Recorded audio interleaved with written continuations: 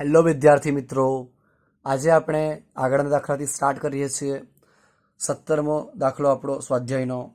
એક બ્લેક બોક્સની સપાટી આગળના વિદ્યુત ક્ષેત્રની કાળજીપૂર્વકની માપણી દર્શાવે છે કે બોક્સની સપાટીમાંથી બહાર આવતું કુલ ફ્લક્સ. તો કુલ ફ્લક્સ આપણને કેટલું આપ્યું છે? 8 × 10³ ન્યૂટન ઇન્ટુ મીટર સ્ક્વેર પર કુલમ. આટલું કુલ ફ્લક્સ આપણને આપ્યું છે. હવે પહેલો સવાલ આપણો. પહેલા સવાલમાં આપણને કીધું છે બોક્સની અંદરનો કુલ વિદ્યુતભાર કેટલો હશે. બરાબર, તો આપણે લખી શકીએ ગૌસના નિયમ પરથી ફાઈ બરાબર Q/ε0. હવે આપણને અહીંયા વિદ્યુતભાર પૂછ્યું છે તો શું થઈ જશે? ફાઈ ઇન્ટુ ε0 થઈ જશે. માટે ફાઈ આપણું થશે 8 × 10³ ઇન્ટુ 8.85 ઇન્ટુ 10⁻12. આટલું થઈ ગયું. હવે આપણે એનો ગુણાકાર કરીશું તો 8 × 85. બરાબર, તો થશે 70.8 × -12 + 3. હવે -12 + 3 કેટલા થઈ જશે આપણા? યસ, -9 થશે. -9. હવે આપણે આગળ કરીશું. આપણે શું કરીએ, અહીંયા એક પોઈન્ટ ખસેડીશું લેફ્ટ સાઈડ. તો મિત્રો લેફ્ટ સાઈડ ખસવાથી શું થાય છે? ઘાત આપણી વધે છે. ઘાતમાં શું થાય છે? વધારો થાય છે. બરાબર, એટલે અહીં આપણા થઈ જશે -8 કુલમ. હજુ તમારે જો માઇક્રો કુલમમાં જવાબ મેળવવો હોય તો તમારે 2 પોઈન્ટ ખસવા પડશે. જો અત્યારે અહીં 1 ને 2, તમે હવે 2 પોઈન્ટ જો ખસી જાઓ છો તો તમે અહીં કેટલા લખી શકો છો? 0.070 માઇક્રો કુલમ. બરાબર, ફરી પાછું બતાવું છું. અહીંયાથી 70.8 × 10⁻12 + 3 - 9 આવી ગયા આપણા. હવે આપણે 1 પોઈન્ટ ખસ્યા.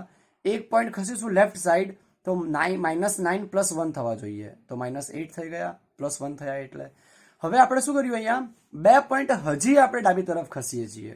ઓકે, તો 1 પોઈન્ટ ખસવાથી 1 ને 2 પોઈન્ટ હજુ ખસીએ આપણે, એટલે -6 થશે. અને આપણને ખ્યાલ છે કે જ્યારે પણ -6 ઘાત જો આવી જાય તો એ જ આપણો માઇક્રો કુલમનો વિદ્યુતભાર કહેવાય. તો ક્યુ આપણા કેટલા થઈ ગયા? 0.070 માઇક્રો કુલમ. આટલું મૂલ્ય આપણને ક્યુ વિદ્યુતભારનું મળ્યું.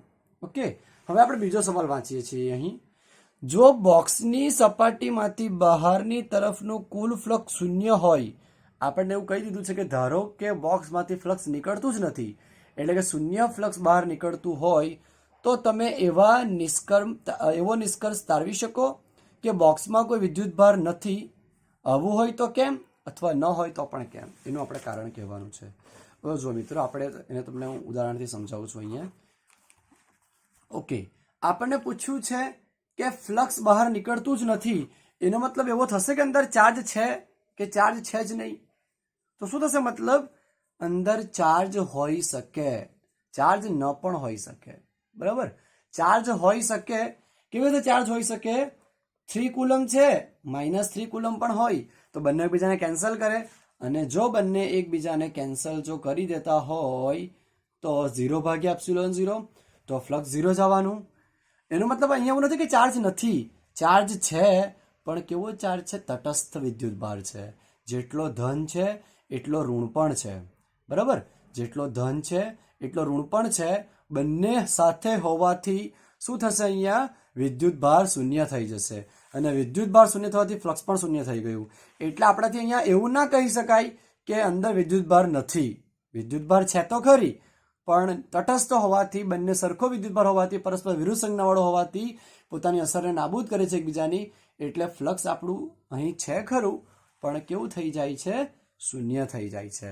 તો એ પણ આપણે ધ્યાન રાખવાનું છે.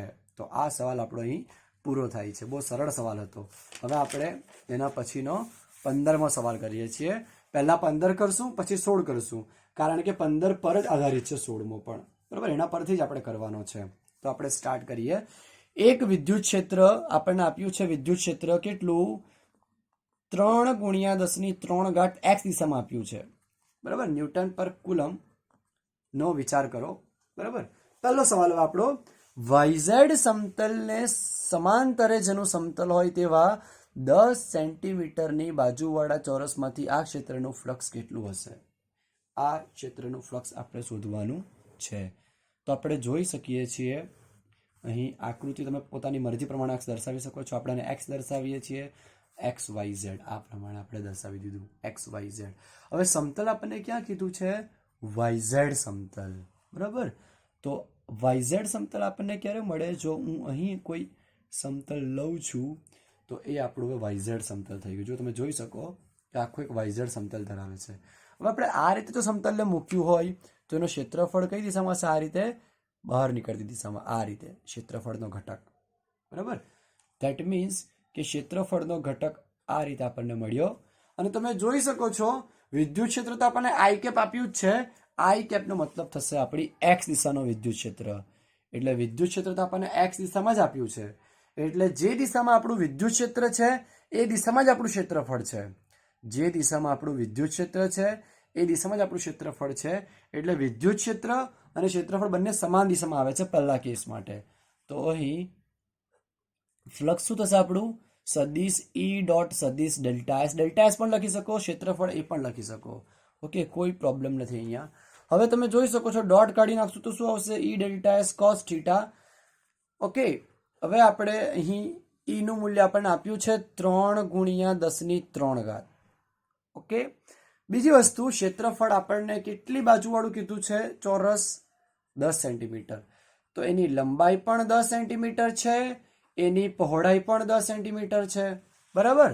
તો લંબાઈ અને પહોળાઈ બંને 10 સેન્ટીમીટર હોવાને કારણે 10 ગુણ્યા 10⁻², 10 ગુણ્યા 10⁻². તો કેટલા થઈ ગયા? આ કેન્સલ થઈ ગયા.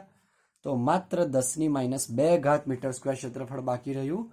તો 10⁻² મીટર સ્ક્વેર ક્ષેત્રફળ ગુણ્યા cos 0. બંને એક જ દિશામાં હોવાથી cos આપણું 0 થઈ જશે. માટે ફ્લક્સ 3 ગુણ્યા 3 - 2 1. cos 0 આપણું 1 થઈ જશે. માટે 30. ફ્લક્સ કેટલું થઈ ગયું આપણું? 30 થઈ ગયું. ફ્લક્સ આપણું 30 થઈ ગયું. બરાબર.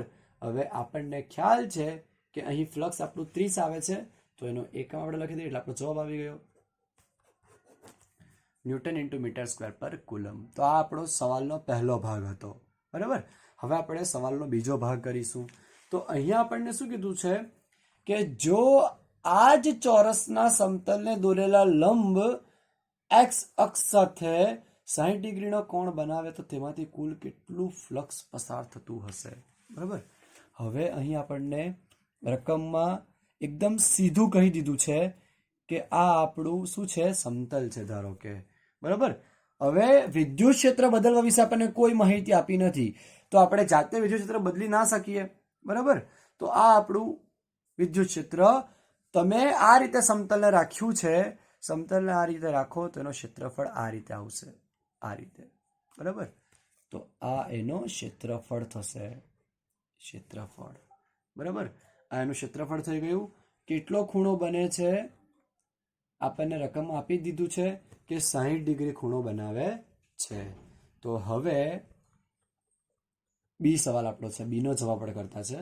હવે આકૃતિમાં દર્શાવ્યા મુજબ ફ્લક્સ ફાઈ બરાબર E dot delta S, phi બરાબર E delta S cos theta, phi બરાબર ઈનું મૂલ્ય આપણું કેટલું છે? 3 ગુણ્યા 10⁻³ ક્ષેત્રફળનું મૂલ્ય કેટલું છે? 10⁻². અને અહીં આપણને cos 60 આપ્યા છે. ઓકે. તો 3 cos 60 આપણા કેટલા આવશે? 1/2. બરાબર. 3 - 2 કેટલા થશે? 10⁻1. ધેટ મીન્સ કે 10 ગુણ્યા 3 30, 30/2. એટલે જવાબ આપણો કેટલો આવ્યો? 15 ન્યૂટન ઇન્ટુ મીટર સ્ક્વેર પર કુલમ. માટે ફ્લક્સ આપણને મળ્યું 15 ન્યૂટન ઇન્ટુ મીટર સ્ક્વેર પર કુલમ. તો આ રીતે આપણને ફ્લક્સનું મૂલ્ય મળી શકે છે. ફ્લક્સ ફાઈ બરાબર 15 ન્યૂટન ઇન્ટુ મીટર સ્ક્વેર પર કુલમ. ઓકે.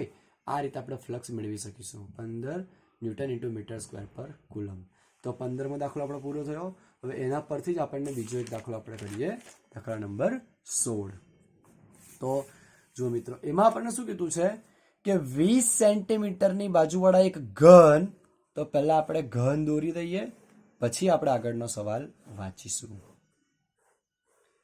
તો આપણે એક ઘન દોરી દીધું ત્યાં, બરાબર, જેની બાજુઓના યામ સમતલોને સમાંતર રાખેલ હોય તેમાંથી સ્વાધ્યાય 1.15માં દર્શાવેલ વિદ્યુત ક્ષેત્રનું ફ્લક્સ કેટલું હશે. હવે વિદ્યુત ક્ષેત્ર તો આપણને એટલું જ આપેલું છે, વિદ્યુત ક્ષેત્રમાં આપણને કોઈ ફેર આપ્યો નથી, જે આપણને આગળના સવાલમાં આપ્યું હતું એટલું જ આપ્યું છે. પણ અહીંયા એક અગત્યની વાત એ થઈ કે અહીં શું થઈ ગયું, આપણી જે સપાટી છે તે સપાટી એક બંધ ગાળો રચે છે, બરાબર. આ આપણું અહીં 20 સેન્ટીમીટર છે, 20 સેન્ટીમીટર, આ પણ આપણું 20 સેન્ટીમીટર અને આ પણ આપણું 20 સેન્ટીમીટર, બરાબર. અને અહીં શું થાય છે, એક બંધ ગાળો રચાય છે. હવે આ જે બંધ ગાળો રચાય છે તમે જોઈ શકો, એમાં આપણું વિદ્યુત ક્ષેત્ર તો કેટલું પસાર થાય છે, એટલું જ કે જેટલું પહેલા હતું, 3 × 10³ ન્યૂટન પર કુલમ. વિદ્યુત ક્ષેત્ર એટલું જ પસાર થાય છે. પણ એક વસ્તુ આપણે નોંધી શકીએ કે બંધ ગાળામાં જેટલી રેખાઓ અંદર દાખલ થાય છે તેટલી જ રેખાઓ બહાર પણ નીકળે છે. તો અંદર થતી ક્ષેત્ર રેખાઓની સંખ્યા અને બહાર નીકળતી ક્ષેત્ર રેખાઓની સંખ્યા અહીં સમાન થઈ જશે, અને સમાન થઈ જતી હોવાથી આપણું ફ્લક્સ કેટલું થશે, 0. માટે આ સમઘન વડે સંકળાયેલ ફ્લક્સ 0 હશે, કારણ કે દાખલ થતી ક્ષેત્ર રેખાઓ અને બહાર નીકળતી ક્ષેત્ર રેખાઓની સંખ્યા સમાન છે. બંનેની સંખ્યા સમાન હોઈ જવાના કારણે આવું થાય છે. જેટલી રેખાઓ દાખલ થઈ એટલી બહાર નીકળી, એટલે શું થઈ જશે, 0 થઈ જશે. તો આ વસ્તુ પણ આપણે ધ્યાનમાં રાખવાની છે, બરાબર છે. હવે આપણે આગળનો દાખલો કરીશું, 8મો દાખલો. અહીં આપણે 8મો દાખલો કરીએ છીએ, બરાબર. ઓકે, 8મા દાખલામાં આપણને કીધું છે, જુઓ, 2 બિંદુવત વિદ્યુત ભારો QA 3 માઇક્રોકુલમ અને QB -3 માઇક્રોકુલમ એકબીજાથી શૂન્યાવકાશમાં 20 સેન્ટીમીટર દૂર રહેલા છે. શૂન્યાવકાશમાં દૂર છે, તે પણ કેટલા દૂર છે, 20 સેન્ટીમીટર. તો આપણે આકૃતિ તો દોરવી જ પડશે. આ આપણો A વિદ્યુત ભાર 3 માઇક્રોકુલમ, બીજો આપણો B વિદ્યુત ભાર -3 માઇક્રોકુલમ, બરાબર. અને બંને વચ્ચેનું અંતર આપણને કેટલું આપ્યું છે, 20 સેન્ટીમીટર, બરાબર. પછી શું કીધું છે, જો પહેલો સવાલ, 2 વિદ્યુત ભારોને જોડતી રેખાના મધ્ય બિંદુ O આગળ વિદ્યુત ક્ષેત્ર કેટલું હશે. તો આપણે શું કરીશું, અહીંયા મધ્ય બિંદુ O લઈ લઈશું અને મધ્ય બિંદુ પર આપણે વિદ્યુત ક્ષેત્ર શોધીશું. તો તમે જોઈ શકો છો, અહીંયાથી આટલું અંતર આપણું 10 સેન્ટીમીટર થશે, તે જ રીતે અહીંયાથી પણ આટલું સેન્ટીમીટર આપણું 10 સેન્ટીમીટર થશે. તો બંને બાજુના અંતર આપણા 10-10 સેન્ટીમીટર, આ પણ 10 સેન્ટીમીટર, આ પણ 10 સેન્ટીમીટર, બંને અંતર આપણા 10-10 સેન્ટીમીટર થાય છે. ઓકે, હવે આપણે આગળની ચર્ચા કરીએ તો આપણે વિદ્યુત ક્ષેત્ર શોધવાનું છે. તો અહીં આ આપણો A બિંદુ છે, આપણો B બિંદુ છે. એ બિંદુને કારણે વિદ્યુત ક્ષેત્ર, O બિંદુ પર વિદ્યુત ક્ષેત્ર. તો તમે જોઈ શકો છો, એરો આપણો કઈ તરફ આવશે, આ તરફ, કારણ કે પ્લસમાંથી વિદ્યુત ક્ષેત્ર રેખા બહાર નીકળે, અને માઇનસને કારણે પણ આપણો એરો આ તરફ જ આવશે, કારણ કે માઇનસમાં અંદર જ દાખલ થાય છે. તમે જોઈ શકો છો, બંને વિદ્યુત ક્ષેત્રની રેખાઓ એક જ દિશામાં આવી છે. મેં તમને બહુ સરળ રીતે સમજાવ્યું હતું લાસ્ટ ટાઈમ કે આપણે મૂલ્ય જોવાનું છે, દિશા જોવા, અહીંયાની વાત કરું છું, વિદ્યુત ભારનું માત્ર મૂલ્ય ધ્યાનમાં રાખીશું, પછી આપણે દિશા જોઈશું. બંને એક જ દિશામાં હોય તો સરવાળો, વિરુદ્ધ દિશામાં હોય તો બાદબાકી. બસ આ સિમ્પલ ફોર્મેટને તમે અનુસરો તો કોઈ પણ દાખલો તમારા માટે બહુ સરળ છે. તો એ બિંદુને કારણે વિદ્યુત ક્ષેત્ર તથા O બિંદુ પર B બિંદુને કારણે વિદ્યુત ક્ષેત્ર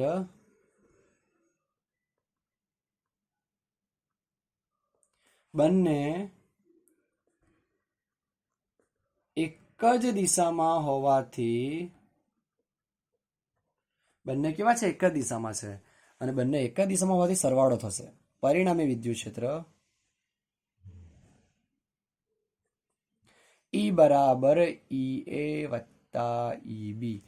ફરી પાછું તમને કહું છું, બંને એક જ દિશામાં આપણે સરવાળો કરશું, પછી આપણે માત્ર મૂલ્ય જ લેવાનું છે, KQ ભાગ્યા R સ્ક્વેર, KQ ભાગ્યા R સ્ક્વેર. અહીં તમે એ પણ જોઈ શકો છો કે બંને એક જ દિશામાં છે, એટલે શું થશે? 2KQ ભાગ્યા R સ્ક્વેર. તો 2 K નું મૂલ્ય આપણું 9 ગુણ્યા 10 ની 9 ઘાત, વિદ્યુતભાર આપણો 3 માઇક્રોકુલમ, માઇક્રોન આપણે -6 મૂકીશું, અને અંતર આપણું 10 સેન્ટીમીટર છે. સેન્ટીમીટરને મીટરમાં કરશું અને આખાનો વર્ગ કરી દઈશું.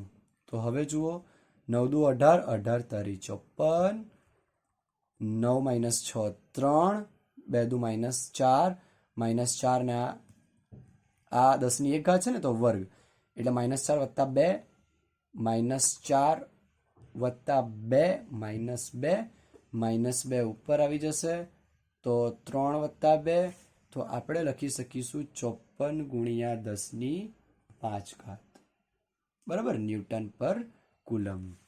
હવે આપણે એને દર્શાવીશું, તો શું થશે આપણું? 5.4. 1 પોઈન્ટ આપણે ડાબી તરફ ખસી જઈએ, ડાબી તરફ ખસીશું તો આપણા મૂલ્યમાં વધારો થશે, 10 ની 6 ઘાત ન્યૂટન પર કુલમ. તો આ રીતે આપણને વિદ્યુત ક્ષેત્ર કેટલું મળ્યું? 5.4 ગુણ્યા 10 ની 6 ઘાત. અને દિશા કઈ તરફ આવે છે? A થી B તરફ. આપણું જે વિદ્યુત ક્ષેત્ર છે તે આ તરફ એરો બતાવ્યો છે ને આપણે, તો જે તરફ એરો બતાવ્યો હશે તે તરફ આપણું વિદ્યુત ક્ષેત્ર આવશે. તો વિદ્યુત ક્ષેત્ર આપણું આવી ગયું આ દિશામાં, એટલે કેટલું આવ્યું મૂલ્ય? 5.4 ગુણ્યા 10 ની 6 ઘાત ન્યૂટન પર કુલમ. હવે આપણે આગળનો સવાલ એમાં કરીશું. તો એમાં આપણને શું પૂછ્યું છે બીજા સવાલમાં? કે જો 1.5 ગુણ્યા 10 ની -9 ઘાત કુલમ માન ધરાવતો એક ઋણ વિદ્યુતભાર આ બિંદુએ મૂકવામાં આવે તો તેના પર લાગતું કુલ બળ કેટલું હશે? હવે આ ઋણ વિદ્યુતભાર Q0 બરાબર -1.5 10 ની -9 ઘાત કુલમ પર લાગતું કુલ વિદ્યુત બળ F બરાબર શું થશે? સૂત્ર આપણું QE આપણું થશે. તો Q નું મૂલ્ય આપણને કેટલું આપ્યું છે? 1.5 ગુણ્યા 10 ની -9 ઘાત. અને વિદ્યુત ક્ષેત્ર આપણે કેટલું મેળવ્યું અત્યારે? આપણે મેળવ્યું 5.4 ગુણ્યા 10 ની 6 ઘાત. હવે આપણે અહીં કેલ્ક્યુલેટરનો ઉપયોગ કરશું, તો 5.4 ગુણ્યા 1.5, તો આપણો જવાબ કેટલો આવી જશે? 8.1 ગુણ્યા 10 ની -3 ઘાત ન્યૂટન. તો આ રીતે આપણને બળ મળશે, 8.1 ગુણ્યા 10 ની -3 ઘાત ન્યૂટન. અને દિશા કઈ તરફ હશે? O થી A તરફ. આપણે જોઈ શકીએ છીએ બળ લાગે છે તે, બરાબર, ઋણ હોવાથી અંદર તરફ જ આવશે, બરાબર. એટલે F બરાબર -8.1 10 - 3 ન્યૂટન. આટલું બળ લગાડશે બિંદુવત વિદ્યુતભાર પર, પરીક્ષણ વિદ્યુતભાર પર. ઓકે, તો નેક્સ્ટ દાખલાથી આપણે આવતી વખતે કરશું, બરાબર. ત્યાં સુધી મળીએ મિત્રો આપણે. Bye everybody.